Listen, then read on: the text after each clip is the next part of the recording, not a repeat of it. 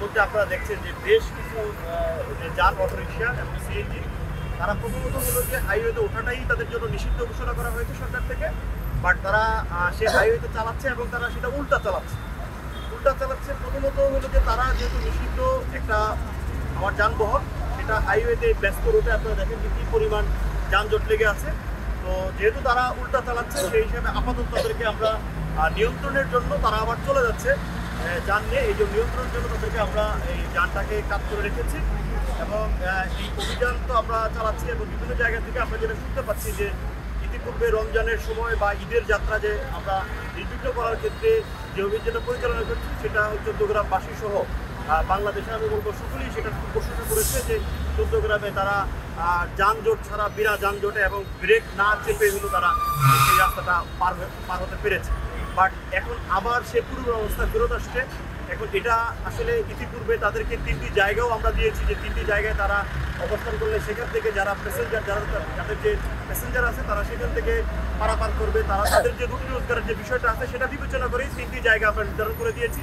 একটি লাকসা মোটর সেখানে, একটি আমাদের যে এই যে পাইলট স্কুল রয়েছে সেখানে রেখেছি, আরেকটি জামে মসজিদ এখানে রেখেছি তাদের জন্য। তাদের জায়গা আগে ফিক্স করে দিয়েছি যে তারা কোথায় থাকবে আসে, তাদের রিহ্যাবিলিটেশনটা কী হবে, তাদেরকে যারা প্রতিনিধিত্ব করছে তাদেরকে নিয়ে মিটিং করে আমরা সচেতন করার চেষ্টা করেছি। আমরা সচেতন করার পরেও ইতিমধ্যে তারা কিন্তু সেভাবে সচেতন হয় নাই, বরং আমরা এখানে দেখতে পেয়েছি যে কেউ একজন অসুস্থ শরীর নিয়েও সে উল্টো পথে চালাচ্ছে।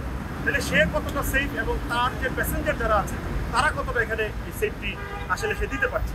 সেজন্য আমাদের প্রশাসনের পক্ষ থেকে পুলিশের সহায়তায় এবং হাইওয়ে পুলিশ যারা আছে তারাও কাজ করছে, কিন্তু জনগণ যদি সচেতন না হয় আসলে এত বড় হাইওয়ে এটা আসলে মেনটেন করাটা আমাদের প্রত্যেকের স্ব জায়গা থেকে, আমরা উপজেলা প্রশাসন থেকে প্রত্যেককে বলবো তারা তাদের স্ব জায়গা থেকে আসলে সচেতনতা প্রয়োজন এবং তারা সচেতন হোক এবং জনগণ এটাকে আসলে রুখে দেয়। কারণ প্রশাসন বা পুলিশ তারা আসলে সবসময় এই প্রত্যেকটা জায়গার ক্ষেত্রে প্রত্যেকের ক্ষেত্রে একটা নির্দিষ্ট জায়গা অবস্থান করা আসলে এটা কঠিন। এবং আমাদের যে আমাদের যে আমার ফোর্স যে রয়েছে, আমাদের অফিসের ক্ষেত্রে যে জনবল রয়েছে সেটা আসলে এরকম নয় যে প্রত্যেকটা জায়গায় আমরা প্রতিনিয়ত প্রতিদিন একটা জায়গায় তারা অবস্থান করবে।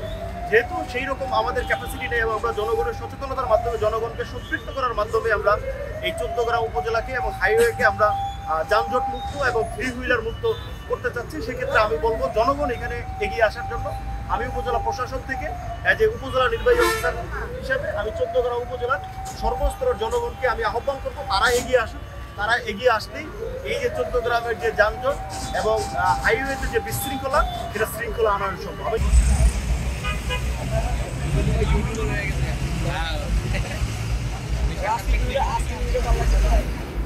আপনাদের 3টা জায়গা ঠিক করে দেওয়া আছে যে সেই 3টা জায়গা করতে হয় না।